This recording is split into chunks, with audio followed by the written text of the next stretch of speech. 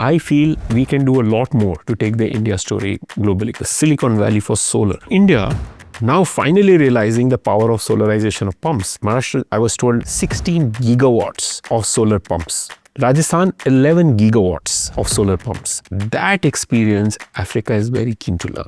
India needs to tell the world how to actually find the right policy, regulation, building your own capability, local currency financing as an ecosystem. India has the ability to give low-cost digital solutions to Africa. The future is solar, and the future of solar is Asia and Global South. That means we're in the right place. So our job, in addition to everything I said, is to bring all these new technologies, e-mobility and others for Global South. And if the Global South is able to get the energy security at low cost, we would have done the job.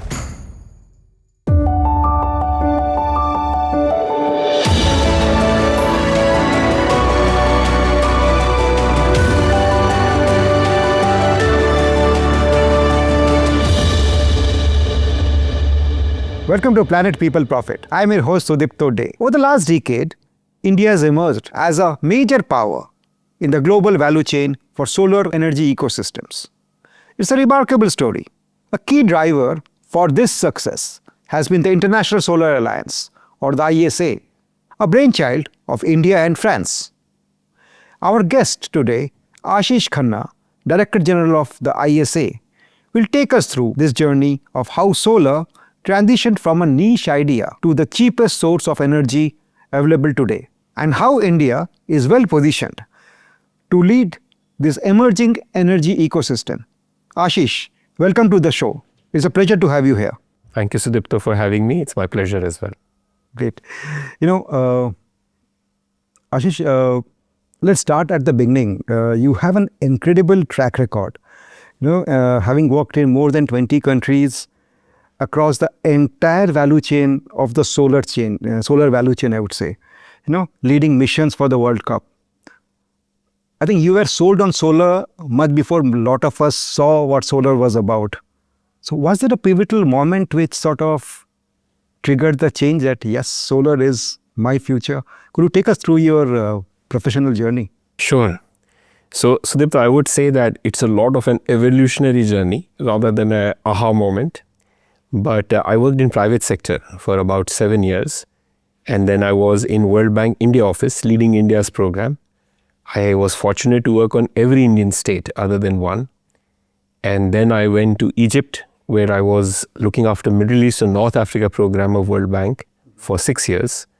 And then I spent 5 years in Washington, DC looking after Africa. Now it so happened in each of these 26, 27 years of journey across countries, I came across pivotal moments in those countries for solar. Okay. So when the National Solar Energy Mission in India was being drafted, I was involved in working with MNRE on conceptualizing Solar Energy Corporation of India and its first business plan. I went to Egypt and they had not done a single solar, and they were very keen to do world's largest solar park. So I was involved in designing the macroeconomic reform, the new laws, the contractual framework for 2,000 megawatt of world's largest solar park at that plant. And when I was in Washington, DC looking after Africa, I got involved in crafting Mission 300 of a platform to give energy access to all Africans, largely based on solar. So it was based on looking at energy, but solar was always going to be a part of this. And it was wonderful that after, going through the world, working across 20 countries, I was fortunate to be given an opportunity now to lead an organization which is probably Global South's largest organization. And one small thing just to end is, because a lot of youngsters ask me, how did you navigate your journey? Yeah. And I always tell them, first follow your heart. I see a lot of youngsters looking at what's an exciting thing, what people are saying. I said, no, if you follow your heart, you will actually be far more successful, especially if you are always outside your comfort zone. Because you grow and you excel when you are doing a job that you actually like and you're continuously pushing yourself. So those are the two things I think that have helped shape my life. Absolutely fascinating. But when you started off in this journey, and you said that it's an evolution, not a aha moment, was there a sort of a point where you saw that solar is at some point going to be one of the most affordable energy source on the planet?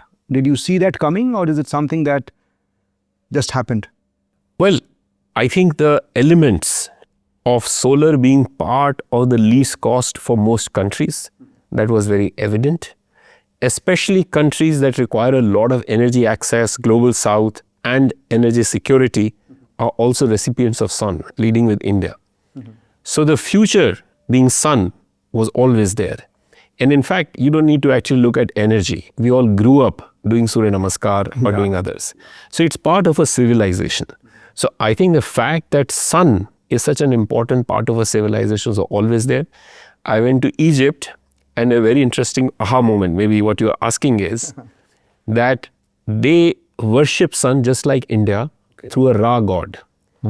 And it was only after I went to Luxor with the biggest temple of Ra that actually the government asked for the 2000 megawatt solar plant to be commissioned. So I think it's always the fact the sun has been part of civilizations for a long time.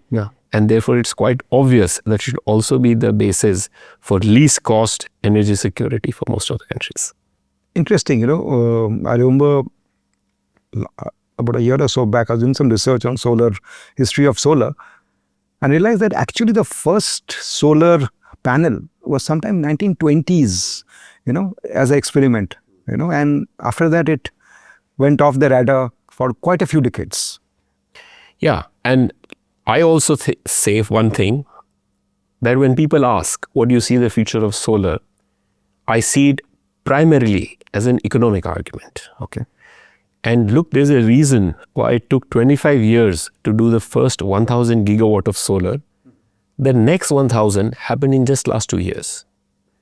And our estimate is saying that in next 4 years, this 2000 gigawatt will actually become 4000 gigawatt. Why? Because solar with storage is now the least cost generation source for 2/3 of the countries. Okay. And for the remaining 1/3 countries, it is part of a least cost. So it is sheerly economics with 90% price reduction in the price of solar and batteries that is driving the solar now. And that's also a parallel, I think, this journey that you mentioned, and ISA's own journey over the last 10 years, and 2025 is the 10th year for ISA. That's also a very unique sort of a parallel journey that we've seen happening parallelly, I would say. So what has been the lessons learned, and ISA itself is sort of an experiment in a sense that, it is a multi-country, member-driven, project. Of course, it was a common goal and a common objective, but I'm pretty sure there would have been ups and downs. Could you take us through this, any lessons that the ISA went through? So that's a great question, and we often think about it. Let me start off by saying why it was such a transformational idea of the Honorable Prime Minister, Mr. Modi, that he foresaw, and the first target we took of 1000 gigawatt or $1 trillion seemed, for an organization that has hardly started, way too big. But if you see what I just told you, that world has actually done 2000 gigawatt, that demonstrates that in terms of the vision, it was exactly the right thing. I think the first few years, like for any good startup, were a lot about getting membership and basic processes and systems in place. The fact that it is now the first global multilateral kind of an institution with 125 countries as members, where each country ratifies in the parliament and the head of the state sends, tells you how serious this institution has become.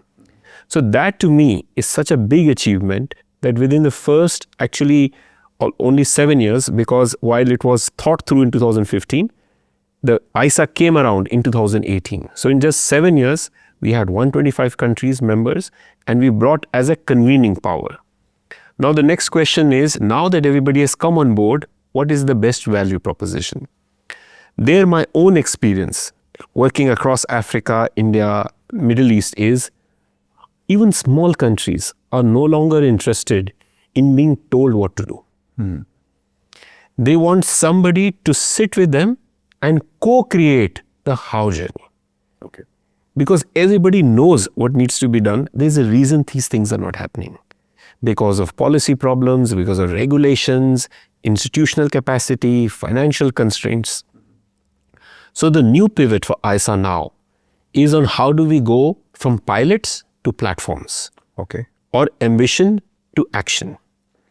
And there we are now saying that since the economic rationale of solar is there, how do we actually streamline it across platforms? That includes a financing platform. We have set up a global solar financing facility in Gift City, which is almost like the Singapore hub for India. And we are starting with Africa Solar Facility. And I can talk to you more about Africa, where a lot of problems are on perceived risks. So that is a risk mitigation kind of a facility.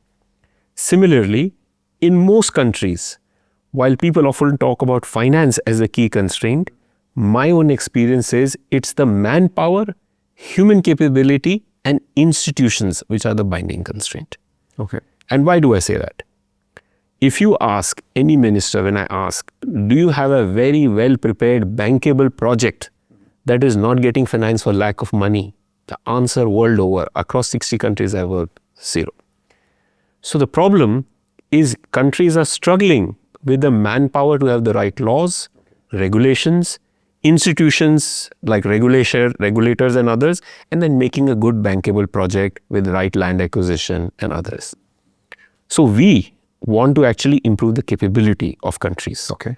We have set up 17 centers of excellence in 17 countries in their IIT equivalents, and we are telling them you must develop your own manpower by doing training, by doing a lot of testing and measurement so that you have the right equipment, and also a lot of incubation so that a lot of innovation happens. And we are now connecting that with a global capability center or a Silicon Valley for solar in India, because digitization is India's strength. Absolutely. And that is unique because we are the largest institution of Global South. So it's a win-win for everyone, where we take India's digitization expertise to all our 125 member countries. So this becomes the hub for all these 17 today, tomorrow 50 centers of excellence in connecting the countries. So that's another platform. Similarly, the power of the sun, as Prime Minister Modi mentioned, was on one sun, one world, one grid. Exactly. Why? Because when it is daytime on one corner of the world, other side is night, therefore the power can be traded. Now when I came in, sometimes you feel undersea cables of 3,000 kilometers between India and UAE sounds like a dream. But you know, people don't realize that rather than every country spending money on batteries or storage, and also because of the technological advances where such undersea cables are possible, huge cost reduction, these projects are now possibly commercially viable. Okay. So we see as OSOWOG, a new secretariat that has just got established in October of this year. We will help East Asia get connected to India at the center, then India to Middle East to Europe and Africa. Okay. And this way the entire sun energy can be traded over a period of time.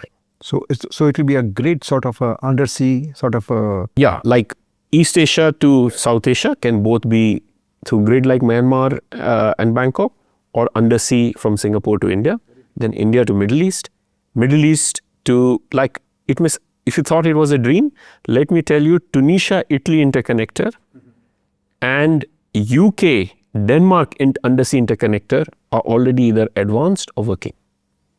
So that technology has already been tested, but now it will be taken forward. So that's our third platform. The fourth platform is, let's look at countries that have not been able to take the benefit of solar. And that's why even the world is doing so much. One of that blocks is small island states. Do you know a country which is very close to us, Maldives, spends almost 10% of their GDP on diesel subsidies? Okay. Forget the budget. Budget is a very huge amount. Similarly, most of these countries, whether they are Pacific Islands, whether they are Mauritius, Maldives, Seychelles kind of islands, and Caribbean, are spending 80 to 85% dependence on diesel. Now, diesel costs 25 cents, US cents, almost 20 rupees. Why are they not able to move to solar and storage? So we got all of them together. 18 countries together are doing a digital procurement for a joint large procurement. Now, why joint procurement? A, they learn from each other, because rather than doing themselves. B, once they get economies of scale, they get lower price as a bid. Absolutely. C, large private sector doesn't want to do 10, 20 megawatt projects. So you'll get the scale of a 500 megawatt program.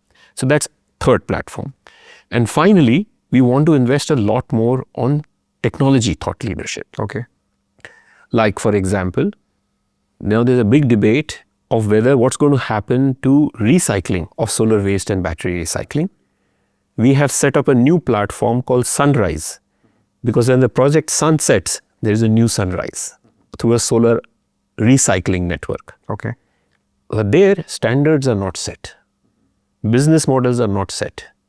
Even though 98% of the minerals of a solar PV and battery can be extracted even after waste. So that is also our job. Similarly, we'll give a thought leadership on electric mobility, on new technologies like green hydrogen, building integrated PV. So now for next 5 to 10 years, since we have the membership, we have set up platforms to convene big things for making this statement. Very interesting. It's a great way of connecting all the dots for us, and, Africa, where you have worked very extensively, I was going through one of your interviews, which we talked, and that particular quote stayed with me. It said, Africa accounts for 60% of the world's best solar resources, while it attracted barely 3% of the global solar investments in 2024. And so, do you think, and you have referred to this earlier too, do you think that is there a dichotomy there, is that a puzzle that ISA is out to unlock, that the Africa puzzle, I would say? If you're able to crack Africa, I think rest will get sorted. Is that a sense you have? So I think Asia is where the maximum solar is happening today, 70% of it, but the future potential is indeed in Africa. And somebody who lived in Africa, worked on Africa, across the continent, more than 20 African countries, let me tell you what is the additional dichotomy. Okay. They have probably the world's best solar resource, cheapest possible. And not only that, because as I told you of diesel dependence, let me tell you, in West Africa, there are 8 countries that even today's age in 2025 have 70% of generation coming from diesel and HFO. Okay. That's again 25 US cents. So why are they not doing solar when you have such amazing solar data in radiance, almost twice of most of India, and such high dependence? And because of that, tariffs are 25 cents as well. Okay. So Africans, unfortunately, not only have very low energy access, they also have the highest tariffs. Then also solar is not happening. So we tried to actually work solar. The problems, I would say in a sentence, are well known. The interesting part is what needs to be done to unlock it. Okay. The problems are, A, some of the countries have very high macro risk, currency depreciation and other things. So investors are wary. Second, some of them unfortunately are going through a lot of fragility and conflict. It's very difficult to do projects if you have an active fragility and conflict happening in your countries. Absolutely. Then most of the utilities are very stressed. Means no private sector will invest without a payment security guarantee. Those problems are well known. What are the solutions? Some solutions are, in some countries where the political will is high, lot of risk is a perceived risk. It's not a real risk. Okay. And therefore, as I was telling you in the beginning, we are having an Africa solar facility, which is getting private sector to start investing, and we are saying we stand behind if there is a payment problem. Okay. And that will then help unlock a lot of private sector investment that Africa desperately needs. 2, Africa unfortunately has not developed in building capability like India. So we are getting African students to come and do a master's in IIT Delhi. We are having 11 of the 17 centers of excellence in Africa that I've talked to you before, actually in Africa. And we are connecting them now to the digital solutions so that they can build their own capability and find their own solutions. Okay. So finance, capability, and finally on policy and regulations. So with few countries, we are working with them. How do you get a better policy and regulatory framework by which private sector can come and invest? So that is a huge opportunity because Africans want energy. 50% of Africans today do not have energy access. I think 650 million Africans don't have access to energy. That's 600 million. like 50%. 50%. Wow. 50%. Unimaginable in today's days, no? Can you imagine? And look, which country has done the most remarkable job of energy access in the last 10 years? India. India. So if they actually have to learn how to actually get through a much more rapid energy access, both through distributed renewable energy on off-grid and grid, India can give you some of the best examples. You referred to this earlier too. You feel that institutional capacity, is that the biggest bottleneck? Why this global surge in solar that we have seen is very uneven. Correct. There are pockets where it is done very well, and there are pockets which are still dark. Is that the biggest sort of the block, the constraint that you find? So I call it the ecosystem challenge. It's like the various parts of the jigsaw puzzle that have to come together. Okay. In which institutional capacity is probably the most important one, including in Africa. Why do I say that? I say that because if you want your regulators to give you the right policy and regulation, you need the right people in the government to do that, not through consultants. Similarly, if you actually want to prepare the projects, you need people who are going to make bankable documents. Then you need your own private sector who have the capability to execute, have local materials, and you need your local banks to create local capability. So this ecosystem creation for doing solar projects starts with having the right institutional capability. It has elements on policy, regulations, and finance as well. Talking about the ecosystem, supply chain has been a sort of I would say a weak link in this whole ecosystem development. And also there are concerns the fact that we have seen a lot of the supply chain is dominated by one or two countries. You think that this concentration of supply chain, is there a risk factor to it, the whole solar story, that we are seeing this whole concentration of supply chain to one or two countries, and the fact that it has a sort of there are issues about financing the supply chain. There are still questions about not the whole of the supply chain, the value chain is getting adequately financed. Do you see that is the weakest link in the whole solar story? So when I was in Nigeria and Ethiopia 2 months back, interestingly, this is not only a question that some of the larger countries, which are anyway asking me, like Germany, Japan, and India, on supply chain diversification, even the heads of state and ministers of energy of African countries are asking me the same question. And the reason is very apparent. A huge concentration of entire supply chain in one country, which is say between 75 to 90% of solar PV and batteries in China, is creating a lot of pressure in the rest of the world. There's no doubt about it. And the reasons are very simple. Why? Because if God forbid something happens, what happens?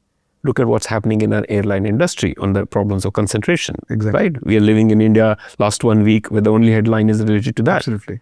So I think it is in the interest of the world that definitely there is some supply chain diversification. Now the question is, what needs to happen? There we see, and I've worked across the world, but there are two big parts. First is some of the existing technologies, like solar PV, right from ingot wafers to cells and modules and batteries.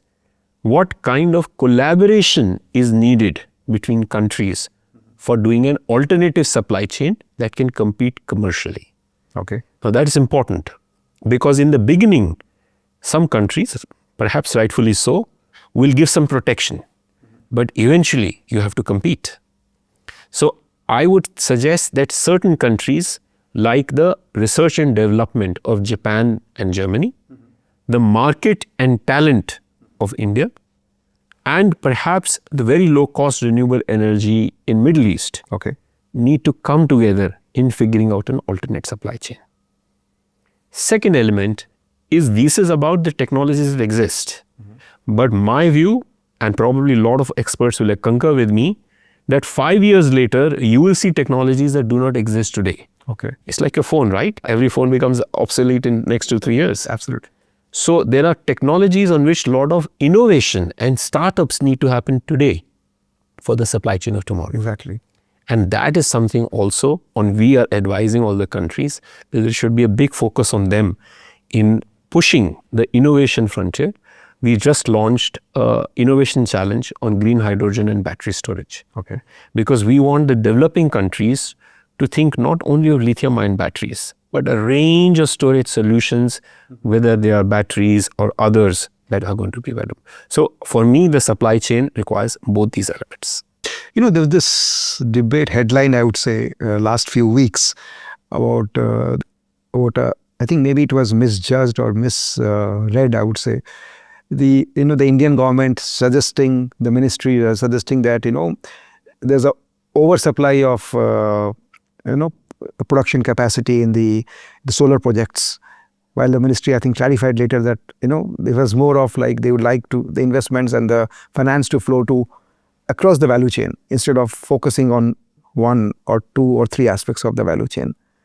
What's your take? Like, you see that concentration, you see that, not the whole value chain is getting properly, finance is oxygen for all the businesses, they're not getting enough oxygen. I am much more of the belief that government's main job will be to give the policy and regulatory clarity, and the private sector's job will be to decide the size. Okay. It is not feasible for the government to both give the market signal, of course, the targets and the size. Now, if you look at any industry, the demand and supply is a very strategic sign. Absolutely. And therefore, you can argue on both sides. Like, for example, is India over-investing or under-investing? I think because the market is going to expand in a very big way, I think India need not worry as long as you were cost competitive. Okay.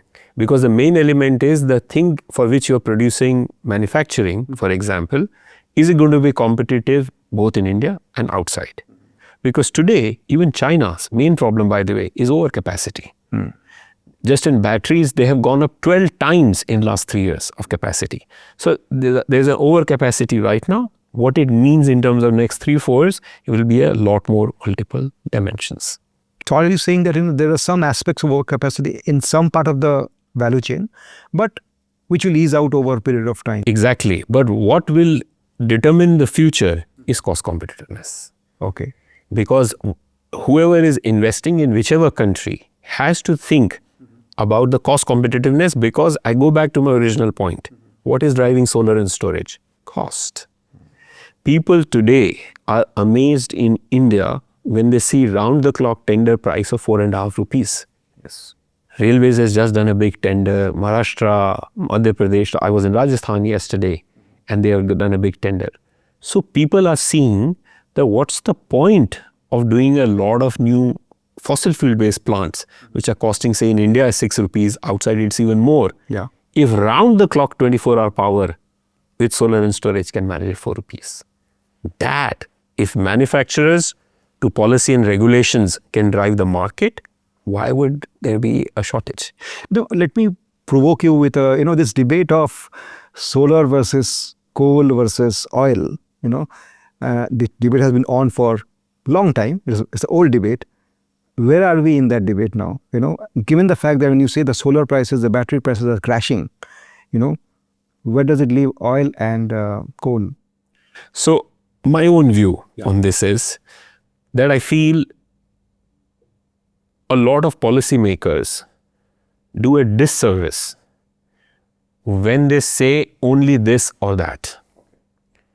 I'm of the view that each country will decide what is the least cost generation plan for that country. Okay.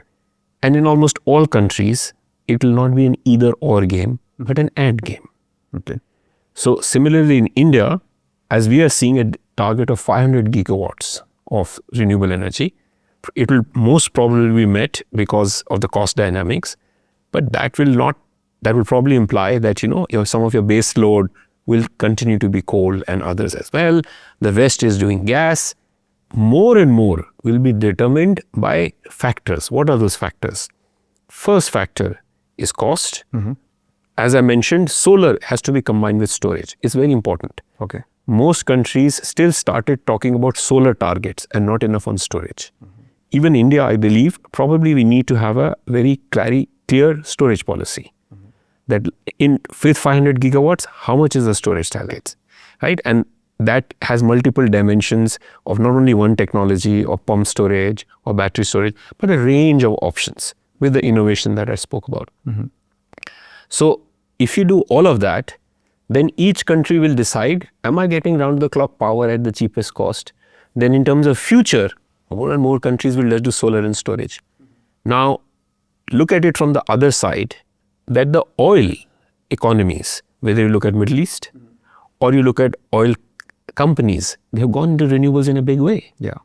And there is a reason, because even they feel diversification is in their interest. It is precisely on my lines. It's not an either or, it's an and. My final point on this is, I think everything should be based on evidence and data. Okay. And I'm seeing when the Spain outage happened, right? And there was a big accusations on all sides. Look at what the data said. The eventual data was very clear. The problem was not on solar. It was on the transmission interconnection and the equipment on interconnectivity, on relays. Yes.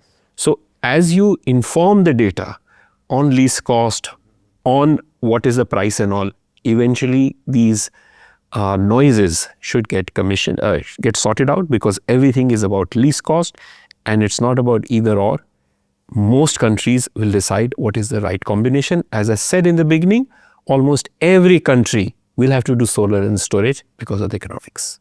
But coal and oil will also be there in the Right now, yes, but as you are expanding, everything will be determined by the combination of solar and storage, transmission and grid stability.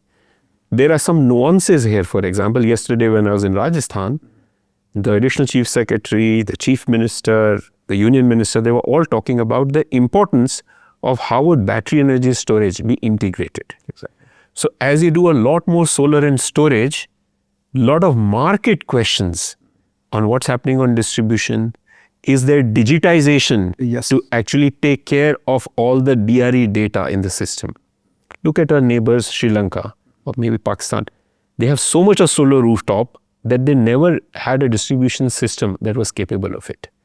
So the problem beyond the economics of solar and storage would be, are you preparing your utilities to absorb that least? I think India, I was reading somewhere, Kerala had a similar issue. The rooftops came up very fast, and of course the discoms ultimately said that, look, we are running so much losses because of they're buying part from the rooftop, solar generators. But let me tell you, when we got all the 137 countries here in end October as part of our annual assembly, we took them to the largest distribution level battery storage in Kilokri in Delhi. Because in order to exactly meet that concerns on system at the distribution level and others, you can have battery storage. Now, the cost of that either has to be approved by the regulator, or you need to have a market signal to get the price right. Absolutely. Similarly, whether it is Delhi, whether it is Jaipur, whether it is Maharashtra, they are doing digital twinning. What is that? Exactly. They do the digital mapping of all the assets, and then they run artificial intelligence algorithms to tell the distribution company how to optimally utilize your renewable energy and where should new renewable energy or battery storage be located. That helps save money, keep the tariffs down, and give you the energy security. So what I'm trying to say is, all blame of limitations of solar and storage actually require these solutions rather than stopping the solar and storage. Because if you want to take advantage of a much lower price of solar and storage, you need to invest in storage at the distribution level, and you need to invest in digitization. Absolutely. In fact, we were coming to the next part of, I want to touch on this in much more detail.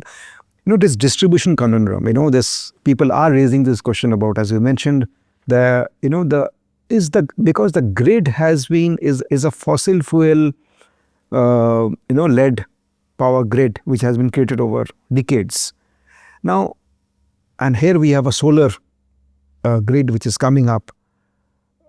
What is the sort of, is there a, because people are asking questions about the fact that, can the grid really take the current, the solar ups and downs, battery, where does it come in, the whole digital solutions, where are we in this space now?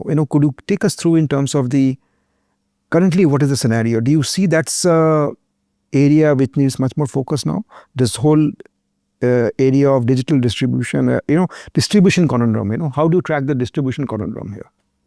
So my very quick answer is yes. I think a lot of focus in India and whole host of developing countries and low-income countries will have to be on distribution. But let me tell you why. Of almost 1,000 gigawatt of solar that was added in last 2 years, almost 40% of it was distributed if you take the limit as less than 5 megawatt. Okay. Part of the reason is because there are transmission constraints in most countries, as we are also experiencing. So there are limits to how much a very large scale grid you can do. Exactly. Right? In India, by the way, the distributed renewable energy through solar rooftop, which has only now taken off with Surya Ghar, was only about 15% of total capacity. So we are roughly out of 130, 140 gigawatts of solar. Around 25 to 30 are only this DRE, which means India will have to do a lot more DRE. Okay. Now, if you do a lot more DRE, the distribution system must know what's happening in my system. Because tomorrow, in 5-10 years, there will be millions of farmers, commercial consumers, residential households, which are both having batteries. They're also, so you need almost like a real-time data. Now, this we used to do in transmission through SCADA, but this need has come in distribution as well. And therefore, we believe to take advantage, as I said before, of solar and storage being expanded in a much larger way as a least cost solution, distribution companies need to invest in digitization, which will help absorb your renewable energy and reduce the other power purchase cost, help improve the efficiency of the system. This, by the way, is a developing world solution. Why? Because even now, some of the utilities are very high losses. Yeah. Imagine if you can, sitting in the managing director of the room through a digital twin, know which distribution transformer is overloaded, where is the new problem is. Wherever there is a fault, it can be connected in an hour, new connections can be given. So you're even better at consumer service. So you improve efficiency, you improve consumer satisfaction, you improve renewable energy, and you also give investment signal for new. So it's a win-win for everyone.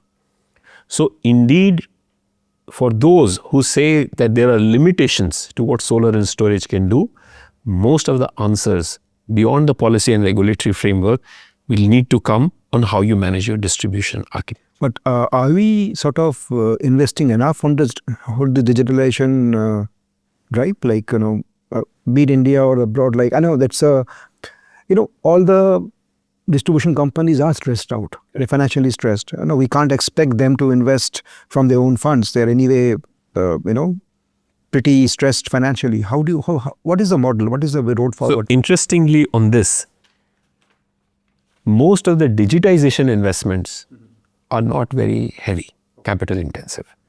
To give you an example, ISA has opened a new funding vehicle, which you call Multi-Donor Trust Fund, in which we are doing AI and digitization of 3 utilities in India and about 5 to 7 in Latin America and Africa. And we are realizing possibility to do a one distribution company digitization is only $1 or $2 million. That's nothing compared to the benefits. Think about it from an acquisition of a software for your laptop and mine. That doesn't cost much, but the efficiency is multifold. So digitization, on your first part of the question, needs to accelerate. It's a low-hanging fruit. It's a low-hanging fruit. It's not being done a lot. Okay. The challenge, which is actually an interesting point to ponder, is there are a lot of emerging AI technologies that need to be taken into account to take advantage of digitization. Because see, digitization for the sake of digitization means nothing. There are AI tools that will run it on digital twin to give you. So that is an emerging field, which is thankfully not capital intensive, but does need good manpower. Because one very important thing I will say again is you need AI engineers to integrate with electrical engineers. Absolutely. So that's also a new field that we want to actually create training programs that can we bring AI engineers and electrical engineers. Interesting you mentioned about AI and solar, and these two are emerging trends, solar and AI. And a lot of people feel that, there's a symbiotic relationship between them. AI, as we know, is a huge energy guzzler. The more we use AI, there'll be more energy needed. And I think there's a move that, the AI has to be powered by solar, and the other way around too. The solar has to use AI for its own optimum use and efficiency improvements. You see a symbiotic relationship, AI and solar, going forward? So it's interesting, Sudipto, what you said. I will add to what you said, because you said two things. You said first, which is right now a big issue in developed world, because that's where most of the data centers are. Yeah.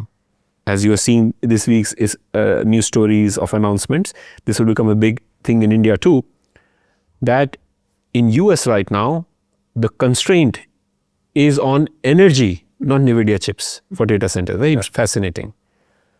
But lot more renewable energy and how you're going to get the energy for AI. That's the first part of it. The second part of it is, for doing solar generation, can you use AI to clean through drones, rectify the faults? Those are the two things. I'm saying the third, more transformational thing, Okay. which is the way you manage your distribution utility, which is the weakest link across developing world. That can radically change by using AI. Okay. So while the first two are energy for AI, this one is AI for energy, which means once you do the digitization, you use artificial intelligence algorithms to run a distribution utility with no faults, great consumer service, minimum operational and financial losses, and absorb renewable energy. That is something where ISA wants to focus on through our pilots in India, and then taking these pilots from India to the world. Interesting. Talking about since we touched upon the oil versus, solar versus coal, that debate, did you see over this journey some pushback from the fossil fuel powered companies or the economies which are powered by fossil fuel? There is a sort of a, did you see any, especially in Africa, did you find any pushback? Look, the geopolitics of this is very complicated. Mm-hmm. And the geopolitics is about developed and developing world, oil producing nations and lack of oil producing nations. I think all of that is well known. What I would say is that the question in Africa, because you asked especially about Africa, is that even some of the countries with very high oil and gas reserves, take Nigeria for example, which I worked very closely. Do you know Nigeria has the world's largest energy access deficit? Okay. Out of 210 million people, half of them, little less than half, 90 million people do not have access to electricity. They have oil, yet they are not able to give energy access. So this debate is largely about what is the most optimal form of energy access and energy security. Some countries may do with a combination of coal, gas and oil. Oil, I think less. It doesn't make sense to actually use oil anywhere, is my view. Mm-hmm. But solar and storage, because of the reduction in the cost, will definitely come there. I'll give you one small example. Sure. There was an outage in Sierra Leone, and unfortunately some people lost their lives on protest. And the government asked us, can you give us some oil for emergency generation? We said, why oil? Let us give you emergency solar power. Okay. Now, nobody had done a solar tender in West Africa, but they are small countries. So when I was in World Bank, we got together Sierra Leone, Liberia, Chad and Togo and do a combined tender. Mm-hmm. And their average cost is 20 cents. They received a bid for 4 cents with storage. Okay. So Africa also, even countries with oil and gas, are realizing the power of solar and storage. So I continue to say what I said before. This debate that only do this or that is not the right debate. Okay. The debate is in your country, based on your resource allocation, what gives you the cheapest and most reliable energy. And we have done that analysis. Almost all countries, solar and storage are a very important part. Interesting. You referred to the fact that the circularity aspect of solar, and that's something that ISA is looking into. How do you sort of, there's a growing concern in India also, the fact that, as more and more solar plants are coming up, what happens to those panels after the end of life, in India or other countries, how is ISA looking at dealing with this issue? I know there's a thought leadership out there. So thank you for raising that. I'll tell you, I got educated on this, frankly, on the last 6 months. Okay. And one of the most interesting things I came to know is that technologies today exist for taking almost 98% of cobalt, nickel or rare earth metals from a solar PV waste and battery. Okay. Which means potentially, if you get this model right, even your rare earth debate can be settled to some degree, because once you make 20-25 gigawatts every year, after a while when they start getting retired, you extract those minerals and you reinvest rather than having to secure rare earth metals. What is missing? What is missing is there is no standardized policy and regulation on this. Each country has no harmonization of standards. And because of that, there is not even a good business model of some companies wanting to set up recycling at the site. Somebody wanted to make a regional cluster.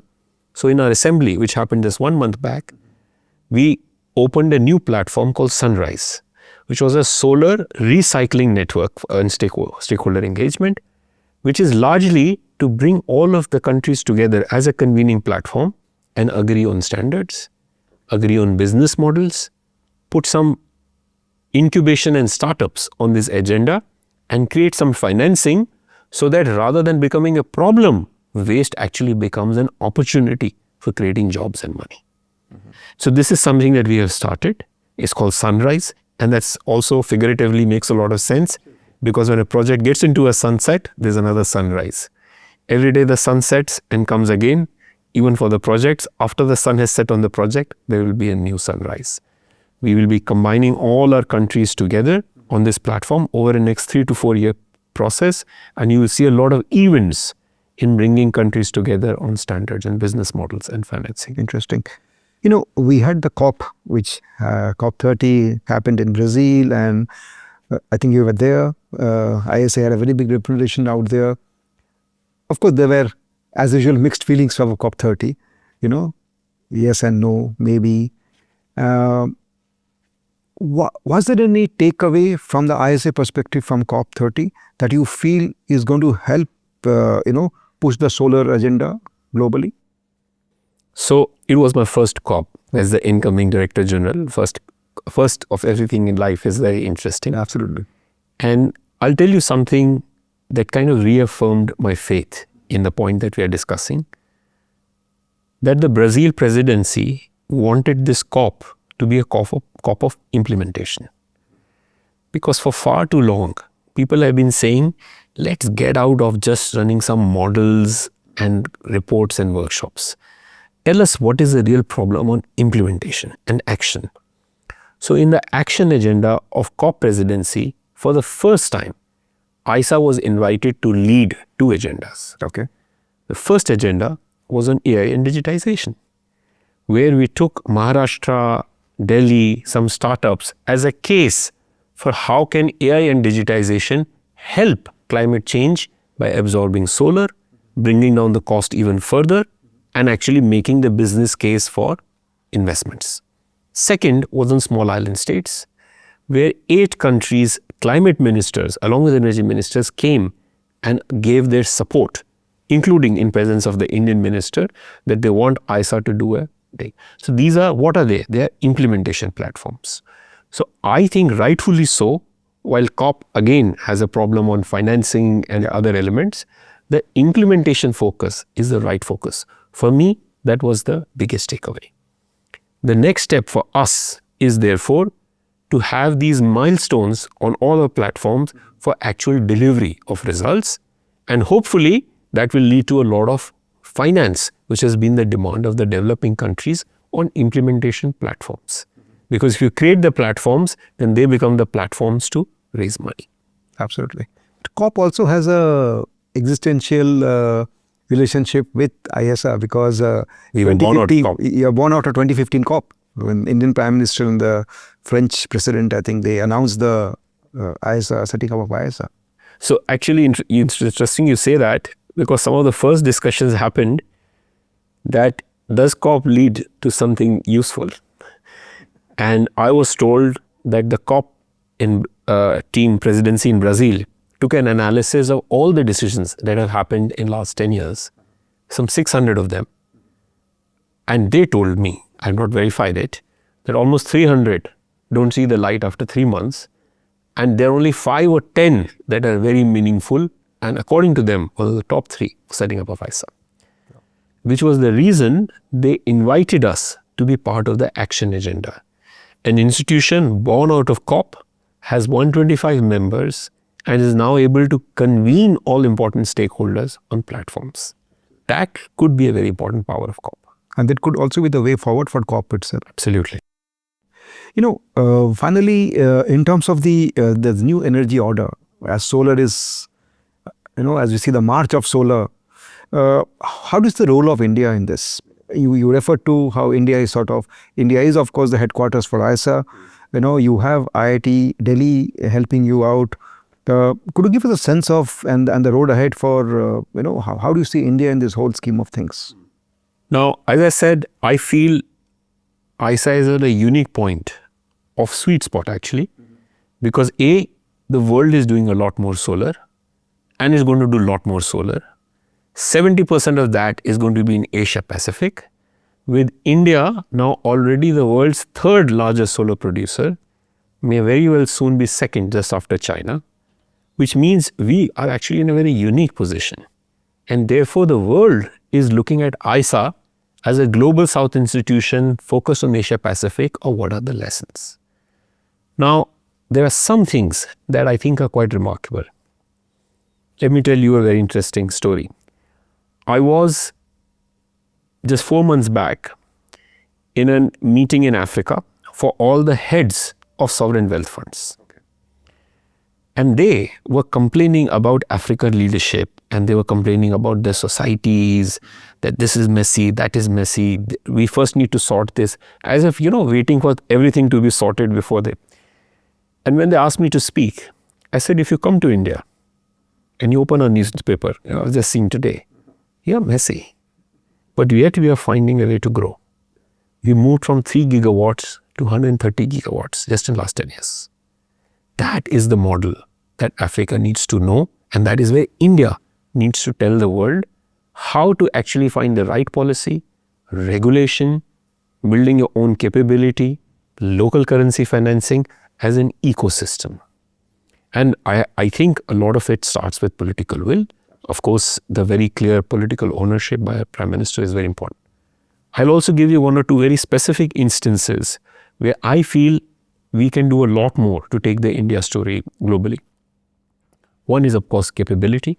The Silicon Valley for solar is a time where India needs to tell the rest of the world, you might have been unfortunately left behind on energy, you'll be not left behind on digitization.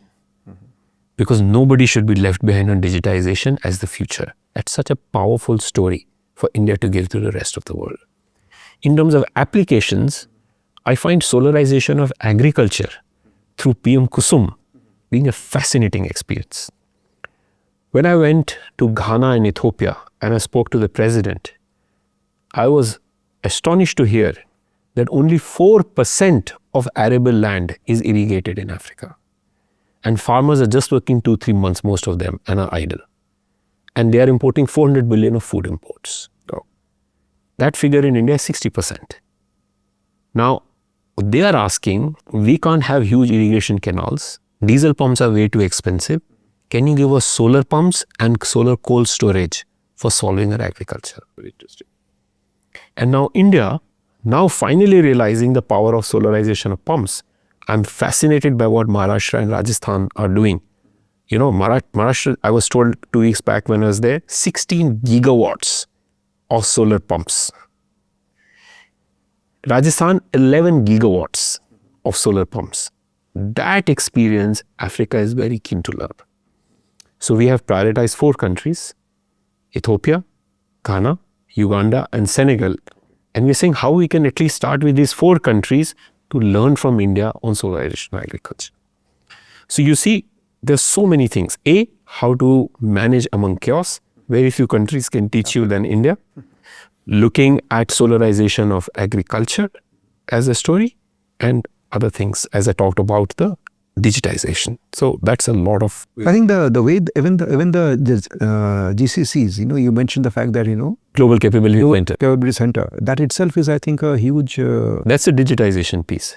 So the Global Capability Center, in terms of the Silicon Valley for solar, is the hook by which Africa doesn't want to be left behind on digitization. And therefore, that's I was mentioning that the world is seeing that India, and remember low cost, that's very important, because India has the ability to give low cost digital solutions to Africa. And that's the power of a Global Capability Center and the Silicon Valley of solar for the rest of the world. So as I said, both in terms of the overall solar story, policy, regulations, solarization of agriculture, the whole global capability Silicon Valley of solar, and capacity building, there are a lot of solutions where we hope to take the India's experience to the world. Great. Finally, where do you see ISA 5 to 10 years from now? What is the sort of vision that you have for, we have come 10 years, next 5-10 years, where do you see ISA? So that's a question I wake up and sleep every day with. First of all, it's a very exciting question. Why? Because, as I repeat, the future is solar, and the future of solar is Asia and Global South. That means we're in the right place. Now the question is, what will success look like? For me, the success will look like that as we have pivoted from pilots to platforms, and our platforms on financing, our platforms on Global Capability Center, platform on OSOWOG, platform on SIDS, platforms on technologies, all of them should have led to both mobilization of money and actual projects having been done. So first, at a global level, this 2,000 gigawatts that have happened, they need to actually double. Then countries that are not seeing the fruits, like Africa, SIDS, need to start seeing a lot of solar and storage. Okay. Lot more innovation needs to happen, because I feel youth, women, and a lot of participation of startups and innovation will further disrupt and change the economics. Applications such as solarization of agriculture need to be mainstreamed a lot more. And ISA should be seen as a thought leader driving Global South's agenda on new technologies. Let me give you a 30-second example. Sure. 70% of all buildings in developing world by 2040 are yet to be done. Absolutely. Both India, rest of the Asia and Africa still to urbanize. Imagine if we can have a technology where every window and every stone or tile of a house can have solar PV within it. Because we are land constrained, as a lot of countries. So if we can get the technology that is seemingly good, therefore architects have a role, that has efficiency that can be done and can compete with solar rooftop, imagine how much of energy security can be taken care of. This is called building integrated PV. It is our job. I want new technologies to come and solve this problem. As an example. So our job, in addition to everything I said, is to bring all these new technologies, e-mobility and others for Global South. And if the Global South is able to get the energy security at low cost, we would have done the job. Thanks. This was an illuminating conversation, and thank you, Mr. Khanna, for this. And definitely, I'm pretty sure the story will go on, and we're going to spread the solar, I would say, the agenda across the globe. Hope to see you more often. Thank you, Sudipto, for having me. And lovely to have you on the show. Thank you so much. Thank you very much. Thank you so much. Thank you, Mr. Khanna.